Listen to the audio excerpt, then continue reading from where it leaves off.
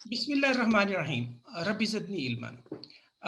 जैसे कि हमने एक सिलसिला शुरू किया है, अपने तमाम जो पीटीआई यूरोप के जो साथी हैं, दोस्त हैं, उसका सिलसिला हमने चलाया है और चाहते हैं कि हमारे नाज़रीन, हमारे जो यहाँ पे मुतहर्रक यूरोप में पीटीआई के रहनुमा हैं, उन तक उनकी रसाई हो, उनको जान सकें।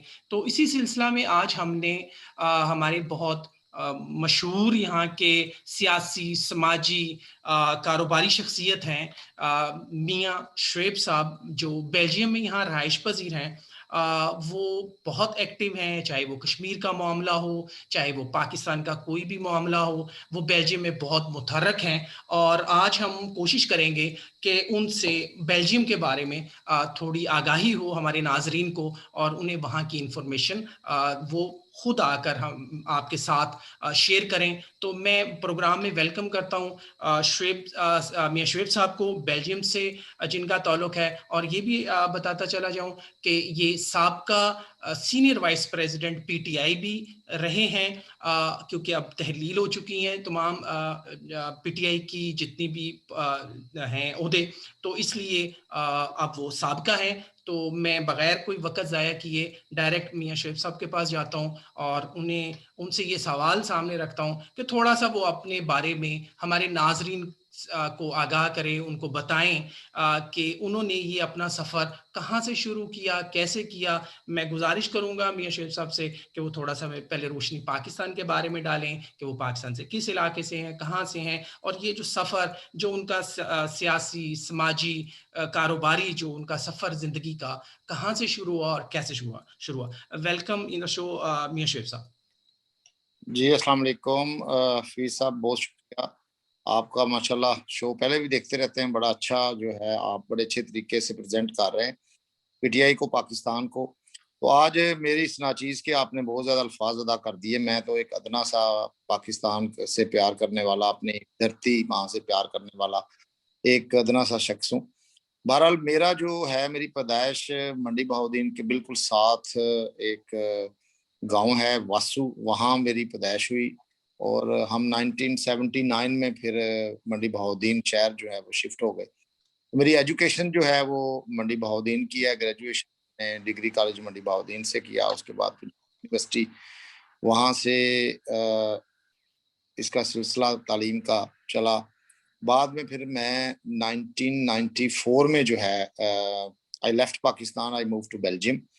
और उससे पहले भी क्योंकि सियासत में हमारा गाँव से भी वालिद साहब जो हैं वो इलेक्शन वगैरह लड़ते थे, उस सिलसिले में भी कुछ सियासत से दिलचस्पी काफ़ी थी। मैं फिर पीएसएफ का प्रेज़िडेंट रहा, अपने पहले मैं डिग्री कॉलेज का प्रेज़िडेंट रहा, बाद में मैं पीपल्स यूथ का मंडी बहाउद्दीन डिस्ट्रिक्ट का जो है वो मैं प्रेज़िडेंट रहा।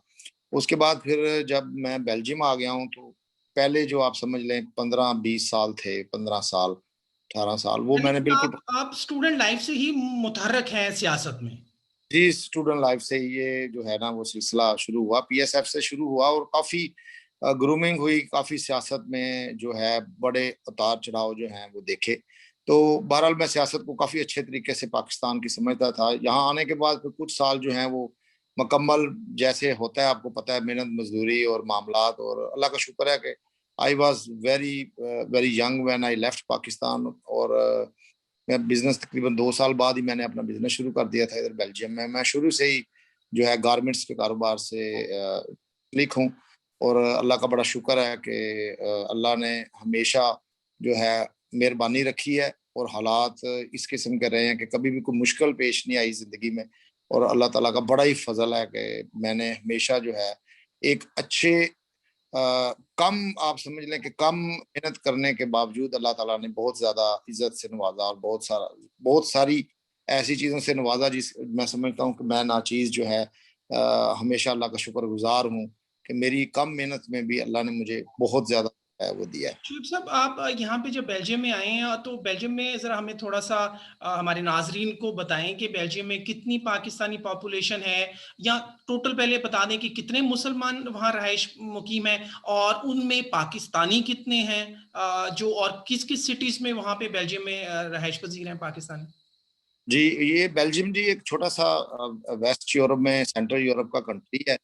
इसमें टोटल पॉपुलेशन जो है, बेल्जियम की पॉपुलेशन वो 10.5 है, तकरीबन 1 करोड़ 5 लाख और 1 करोड़ 5-10 के करीब।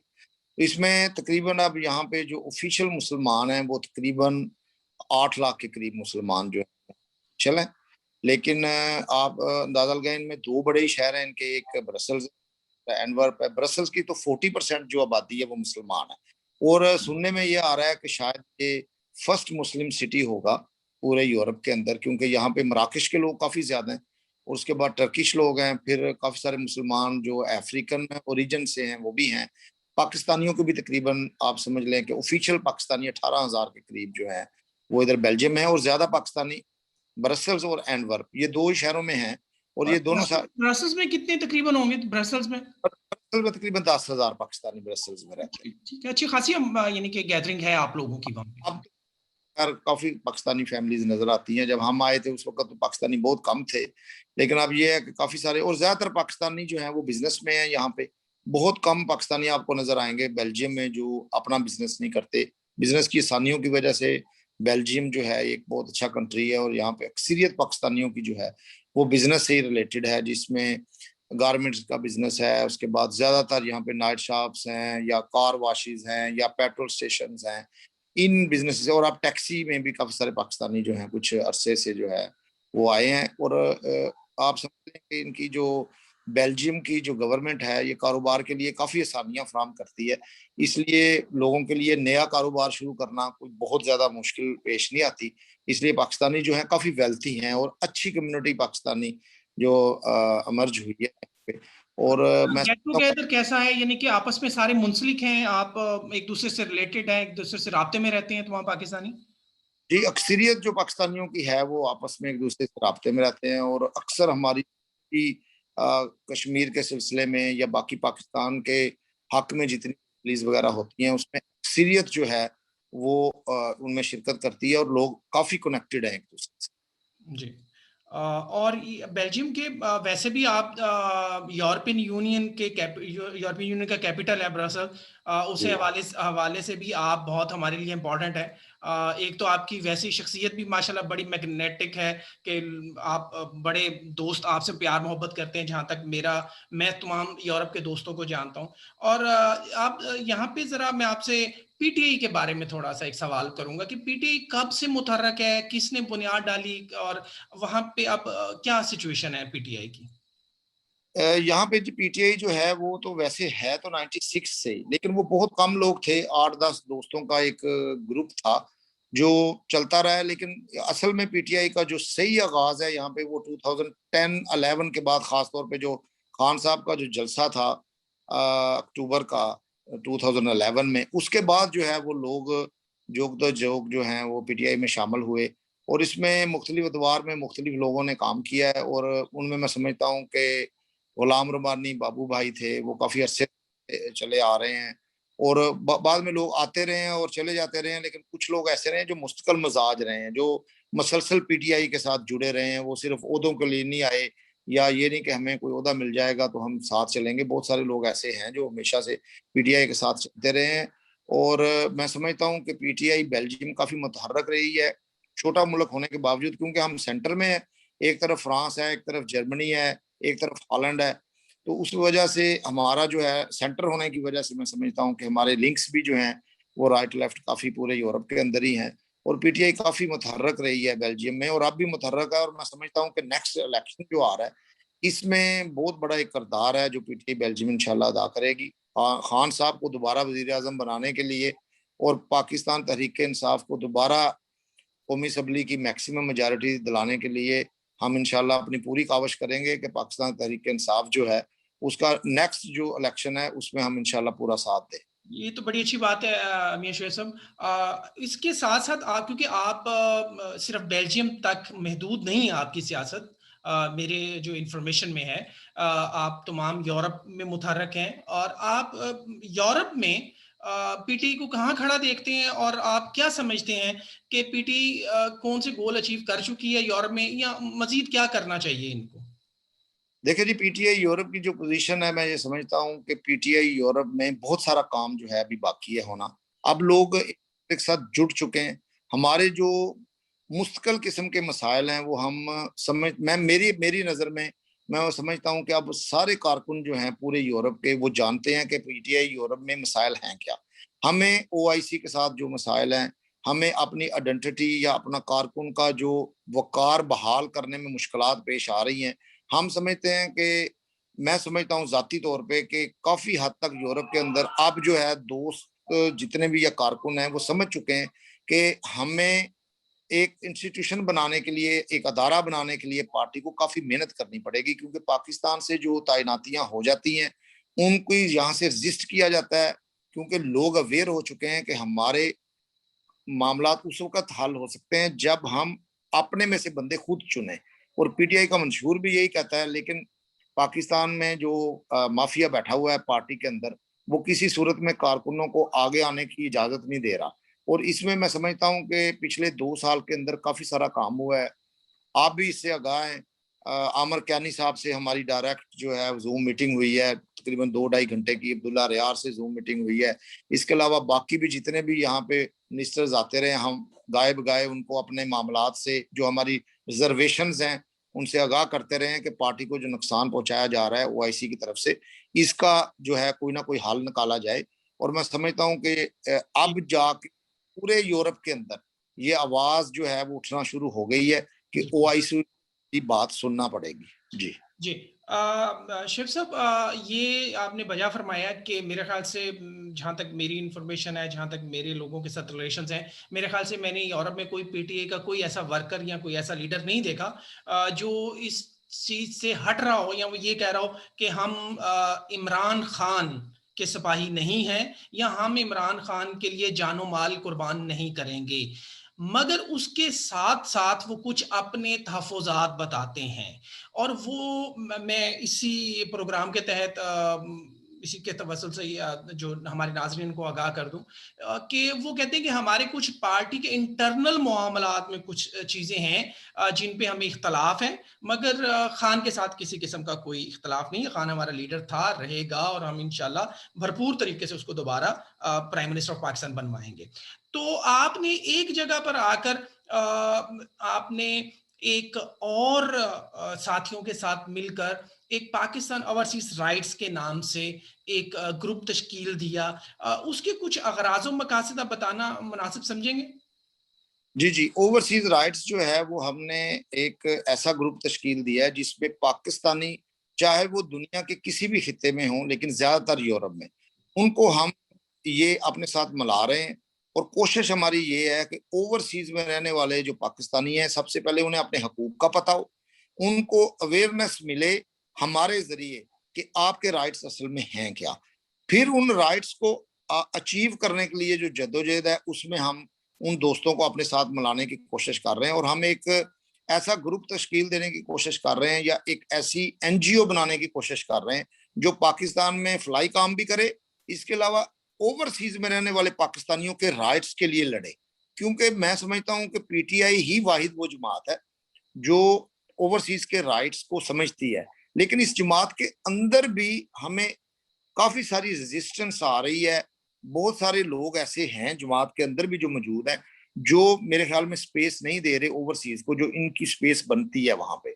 और ये ओवरसीज राइट्स का जो ग्रुप है वो एक प्रेशर ग्रुप के तौर पे सामने आया है। और मैं ये समझता हूँ ये पार्टी के अंदर रहते हुए, पार्टी के अंदर रह के हम एक ऐसी जद्दोजहद की तरफ जाएंगे जिससे हमारे जो राइट्स हैं वो प्रिजर्व हों, जी और जी जो राइट बाकी को मिलने चाहिए ओवरसीज को, उनकी तरफ बढ़ा जाए। जी ठीक। यानी कि अगर मैं गलत नहीं समझ रहा, तो मिश्रा साहब पार्टी के अंदर रहकर पार्टी को मजबूत करने के साथ साथ, यानी कि पीटीआई को मजबूत करने के साथ साथ आप चंद दोस्त एक्सक्यूज मी सॉरी, आप लोग एक पाकिस्तान ओवरसीज राइट्स का एक प्लेटफॉर्म बना रहे हैं जहां पे आप फलाही काम कर सकें, समाजी काम कर सकें, और लोगों को जो दियारे गैर में रहते हैं उनको फैसिलिटेट कर सकें। जी बिल्कुल, मैं समझता हूँ कि पाकिस्तानी डायस्पोरा इतना फैल गया है, पूरी दुनिया के अंदर है, और इनका जो फ्यूचर है वो इसी सूरत में बेहतर हो सकता है कि उनको पहले तो अपने राइट्स का पता हो, और उसके बाद पाकिस्तान की, क्योंकि एक वाहिद पार्टी पीटीआई है जो पूरी दुनिया में ओवरसीज का जो है वो एक कंसेप्ट देती है या ओवरसीज के राइट्स की बात करती है, लेकिन उस पार्टी के अंदर रहते हुए हम ये चाह रहे हैं कि इसको ज्यादा प्रेशराइज किया जाए, अपनी क्यादत को प्रेशराइज किया जाए कि हमारे जो हकूक हैं, जो हमारे आइन में लिखे हुए हैं, पाकिस्तान के आइन में लिखे हुए, कम से कम वो तो हमें हर सूरत में मिलने चाहिए। और हम अवेयरनेस देंगे, असल में पूरी दुनिया में पाकिस्तानी जो डायस्पोरा है, हम उन्हें अवेयरनेस देंगे कि आपके हकूक हैं क्या, कैसे वो सलब किए गए हैं, और क्या तरीका कार है कि हम वो वापस पाकिस्तानियों को उनके हकूक दिलाएं। ये सब मेरे ख्याल से बहुत सियासी बातें होंगी। हम जरा चाह रहे थे कि नाजरीन को आपके साथ डायरेक्ट मुलाकात करवाएं। हम कुछ ज्यादा सियासत की तरफ निकल गए, शायद मेरे सवाल कुछ सियासी ज्यादा हो गए। अब मैं दोबारा वापस आता हूं अपने प्रोग्राम की तरफ, और आपके बारे में आपसे पूछता हूं कि सर आप अपने बारे में हमें बताएं कि आपकी हॉबीज क्या हैं, क्या जी करते हैं मैं आप सियासत के अलावा, आप फारिग वक्त में क्या करते हैं? सियासत के अलावा जी मैं क्रिकेट का खुद पहले प्लेयर भी रहा हूँ, और क्रिकेट मुझे बहुत पसंद है। और अब भी जब भी मौका मिलता है तो लाइव मैचेस भी जो हैं वो मैं शौक से देखता हूँ।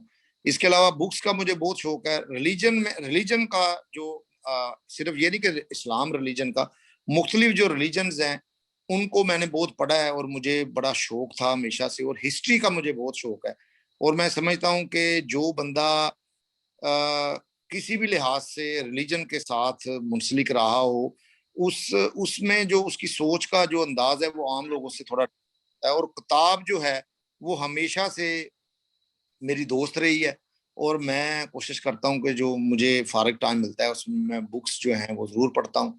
और मैं कुरान मजीद को सबसे अजीम बुक ना सिर्फ एक रिलीजियस तौर पे जो हमारा ईमान है उस तरीके से समझता हूँ, बल्कि इसको तर्जुमे के साथ पढ़ने का जो मुझे बचपन से जो शौक था वो अभी तक चल रहा है, और कभी भी मैं समझता हूँ कि वो पूरा नहीं हो सका। और यानी आप जितना पढ़ते हैं और उतना ही आपको उसमें मजीद चीजें नजर आती हैं।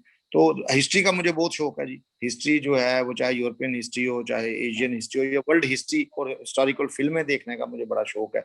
और इसके अलावा जो मेरा लव है, प्यार है जो मेरा जिंदगी का, वो है ट्रैवलिंग।